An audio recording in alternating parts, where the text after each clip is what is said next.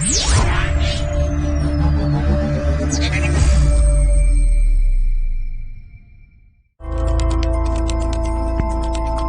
allow me to welcome Dr. Augustine Fou, the NY-based cybersecurity and anti-fraud expert.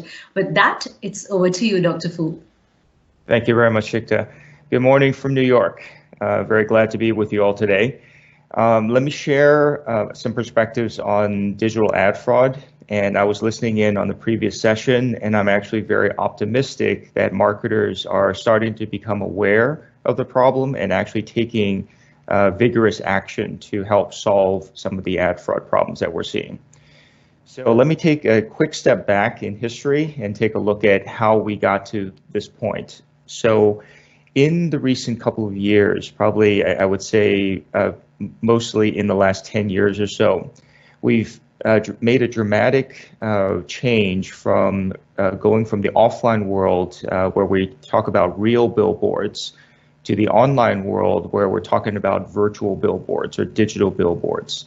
So the main difference that I tend to focus on and what I talk about is that when we moved from the physical world to the digital world, we no longer have the physical constraints. So if you see on the left-hand side, there's only so many billboards you can stick by the side of the road, and then you run out of room.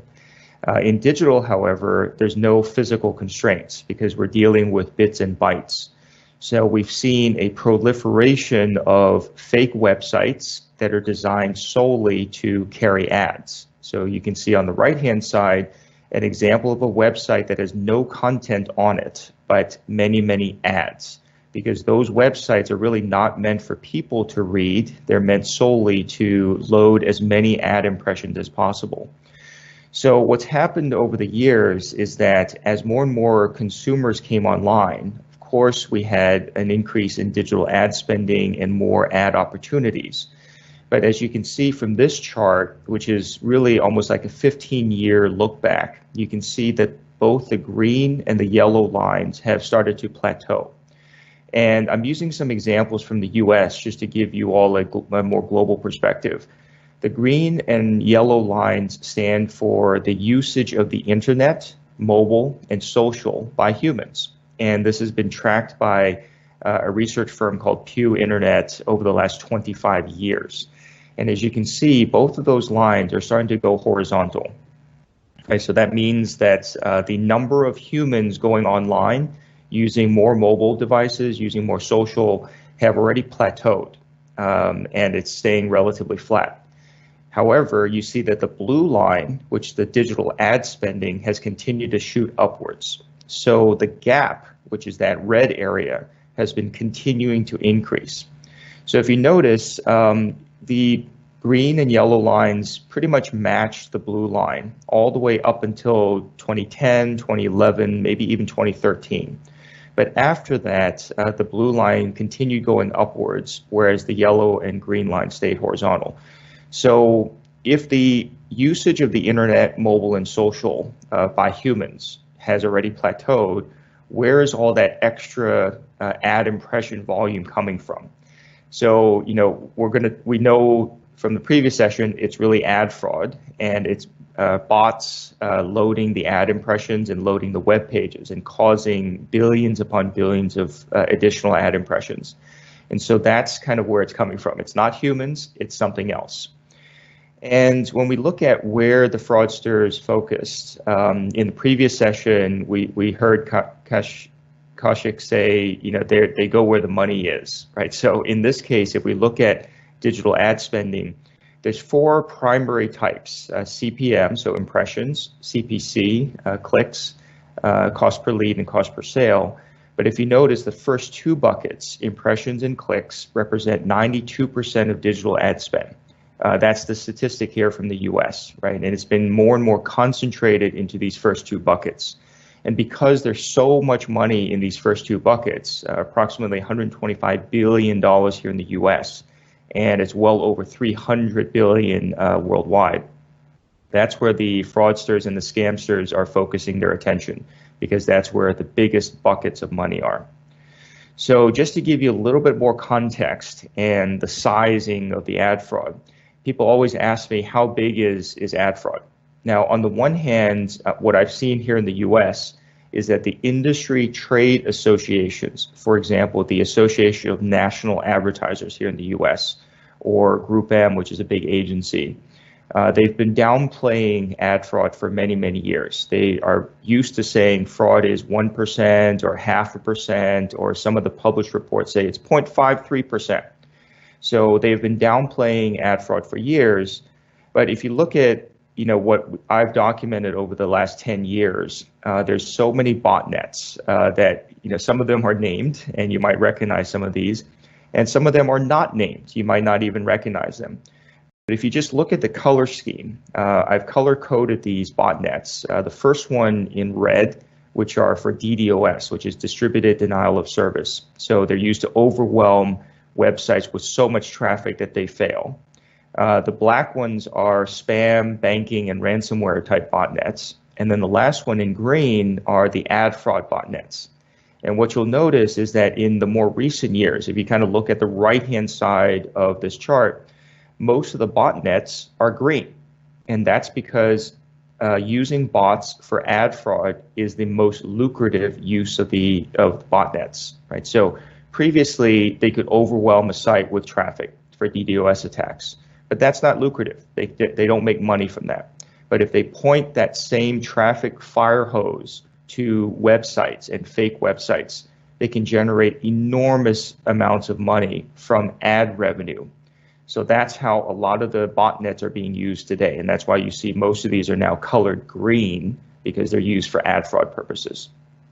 And unfortunately, there are bot detection companies right now, like Abhinav was saying. A lot of the bot detection currently focuses on parameter detection. So they're looking for invalid traffic, IVT, which stands for invalid traffic. So when they're looking for bots and they're not looking for other types of fraud, they're missing most of the fraud, right? So that's an explanation for why the industry trade associations keep saying ad fraud is 1%. That's accurate in terms of bots. But as Abhinav was saying earlier, the bots are very good at disguising themselves, and they're very good at tricking the detection so that they avoid getting caught. So in this case, this is just a simple example. If you're only looking for the bot fraud, you're only going to see the 1%. But there's many other forms of fraud, which I won't get into today, but there's many other forms of fraud that could amount to many, many times more fraud than is currently detected by bot detection alone. So the evidence that we can see over the years is that pretty much every single year we see the new largest ever fraud scheme being discovered. So on the one hand, the industry trade associations are saying it's very low, it's 1%, don't worry about it. But every year we see new botnets being discovered. So in 2016, it was called MethBot. In 2017, it's called HiveBot. In 2018, it's called Eve. In 2019, we saw many, many mobile apps, billions of times, downloaded billions of times, that were committing ad fraud in the background. So for example, some of these apps were just loading billions of ad impressions in the background when the app was not being used, and also when the device was not being used. And so again, larger and larger schemes. And then in 2020, we have even more. So, I'll share this deck later with everyone, so you don't have to read the fine print, but all of the news stories are linked in this deck, and then I'll share that with you. But again, I'm just going to show you a couple of examples over the years, right? Millions upon millions of apps on millions and millions of phones are now loading ad impressions in the background. So they're committing fraud and generating billions upon billions of impressions. And again, throughout 2020, it's almost every month we're seeing this. So like Lloyd was saying earlier, this is a global phenomenon, a global problem, and it's extremely large. And then finally, when we go into new channels like CTV, so this is connected TV and it's video advertising, in 2020 alone, we're seeing several of these largest CTV fraud schemes, from DiCaprio in January to Monarch to Ice Bucket, and then most recently Multiterra. And I'm sure there are more that have not been discovered and documented yet. So let me talk about the impact, right? Kaushik already talked about how this is impacting advertisers. But ultimately, it's kind of obvious, it should be common sense why ad fraud is bad. So for the marketers and the advertisers, when they're showing their ads to bots and not to humans, they're not going to get the business outcome. And then similarly for publishers, when the dollars are going to fraudulent sites and not to good publishers, the publishers are hurting, right? So some of them are going out of business. We see this very clearly here in the US. Some of these publishers are struggling to survive or have gone bankrupt. And all of this is the result of the dollars being taken, dollars being stolen by the bad guys. So this red arrow is kind of all the dollars that are flowing out of the advertising ecosystem and into the pockets of the bad guys, right? And I won't get into the technology today, but we heard in the previous session that when you're fighting the bad guys' technology with other technology, it's pretty much an arms race, right? So it's really hard to even keep up with the bad guys. But let me talk about a few examples that we've seen here in the US, where the marketers have actually made some aggressive changes. So in this case, for example, Chase reduced their programmatic reach by 99%. And what they did was they reduced the number of sites that were showing their ads from 400,000 websites to just 5,000 websites. And in this case, they saw no change in business outcomes. So really the takeaway here is that the other 395,000 websites carrying their ads really didn't yield a positive business outcome. So these are experiments that marketers should actually start to run and think about, right? Kaushik was saying earlier, let's focus on business outcomes, not on vanity metrics, right? Because the vanity metrics, like the number of sites your ads are shown on, or the number of impressions, or the number of clicks, all of those things can be faked by bots. So again, those are not very useful metrics. So you really should be focusing on your business outcomes. Here's another example. P&G cut $200 million from their digital budgets, and they saw no change in business outcomes. So whether or not it was fraud, it's very likely it was fraud. But whether or not it was fraud, basically that $200 million did not need to be spent. Right? So a lot of marketers, again, if they focus on business outcomes, they can use their budgets more optimally. And then finally, I'll use this example from Uber, and this is where they cut 80% of their app install budget. Right? So they were paying mobile exchanges to help them get more installs of the Uber app. But when they paused their ad spending, they noticed that the app installs continued.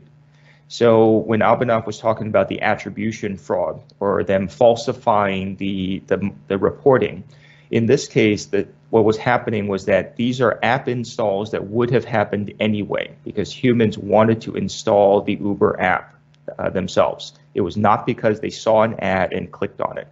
What was happening is attribution fraud. So these mobile exchanges were claiming credit for app installs that would have happened anyway. So these are called organic installs. And they were falsifying the records to make it appear that it was as a result of the paid marketing programs. So again, when the marketers are focused on business outcomes, then they can more aggressively fight the ad fraud. And then, like I mentioned earlier, we've seen many examples here in the US where good publishers or local news publishers have been driven out of business because they can no longer make enough ad revenue because all the ad budgets are going to the fake sites instead of to the real sites. Okay, so these are just some examples that we see here in the US. And then ultimately, when these news sites die and go away, there are many more fake sites. For example, the two on the right-hand side, right? These are fake local news sites that are pretending to be local news, but are actually used to commit ad fraud and steal more of the ad budgets. So unfortunately, this impact extends beyond just marketers losing money and publishers going out of business. There's now a potential harm to society where humans are reading these news sites and not realizing that they're fake news. And these fake news sites are actually making money via digital ad budgets, right? They're making money by selling ad impressions. So they get funding and they get to continue. So let me close with kind of an optimistic note. So just like Abhinav was saying earlier, and Kashyap, if you can look at your own analytics and you look more closely and you're focused on business outcomes, then you will help your own campaigns and reduce the risk of ad fraud. So let me show you a few examples. Some of this is literally taken from Google Analytics. So you can start looking at your own analytics and seeing if there's anything strange. So always ask questions when you see something that's strange. So in this case, look at these 4 referring sites. These are sites that are sending through traffic to your site. And you'll notice that 4 of them appear to have the same exact traffic pattern, right? So over here you see the rise and fall. All of them go up at the same time and go down at the same time. And then the 3 yellow rectangles, you can see all of them have the same number of pages per session, pretty much the same bounce rate as well. And then finally, all of the traffic coming to the site comes from Android devices, nearly 100% Android devices. So when you see that kind of abnormal data consistency, ask some questions. That's not how humans behave, right? So when you see this kind of strangeness, you should start asking questions because it's a telltale sign of fraud. And then similarly, when you look at some of the data, you'll see, some sites are sending 100% Android 8.0.0 traffic, right? That's not normal because any site that's visited by humans should have a variety of different devices like iPhones and iPads and PCs and laptops, not all 100% Android 8 traffic, right? And then even the same browser version. So again, start asking questions when you see these things in your analytics. And then finally, we take a look at things like where do visitors click? And then you can see on the top 2 examples, there's a natural clustering of where the clicks occur. Those are desktop examples. And then on the bottom left, you'll see mobile examples. But on the right-hand side in the red rectangle, you'll see what bot clicks look like, right? So they're concentrated in certain places because the bots tend to click on the same place because they were told to do that. So when you look at analytics yourself, you can already tell something is strange. And I would encourage more marketers to do that so that we can more aggressively fight fraud. And then the platform that I've developed and are letting marketers and publishers use this is called Fou Analytics. It's really the approach is analytics as opposed to black box fraud detection. Because what I call black box fraud detection is they'll tell you a particular IVT number or 1% fraud, but you have no way to verify whether their analysis is correct or not because it's black box. They don't tell you how they measured it or where they measured it. So when you have analytics, you can actually understand for yourself why something is marked as fraud or not. So with that, you can actually take the right action. So hopefully we won't be left in this kind of situation, which I've been observing here in the US for many, many years, which is marketers ignoring the problem, right? And then the exchanges say, oh, there's no fraud here, don't worry about it, right? So hopefully we can move beyond this and together fight digital ad fraud. So thank you very much.